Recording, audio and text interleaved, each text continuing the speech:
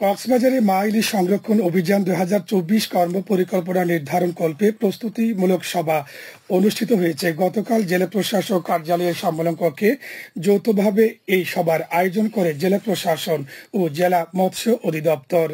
সভায় সভাপতিত্ব করেন জেলা প্রশাসক মোহাম্মদ সালাউদ্দিন।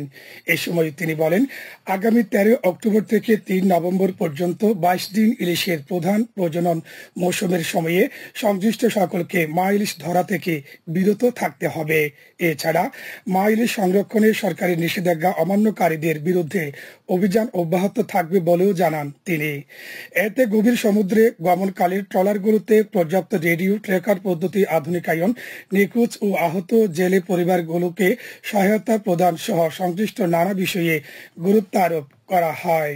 সভায় জেলা মৎস্য কর্মকর্তা মোহাম্মদ বদরুজ্জামান, অতিরিক্ত জেলা প্রশাসক মোহাম্মদ ইয়ামিন হোসেন সহ আইনশৃঙ্খলা বাহিনীর প্রতিনিধি, বোট মালিক সমিতি, মৎস্য ও ব্যবসায়ী সংগঠনের নেতৃবৃন্দ উপস্থিত ছিলেন।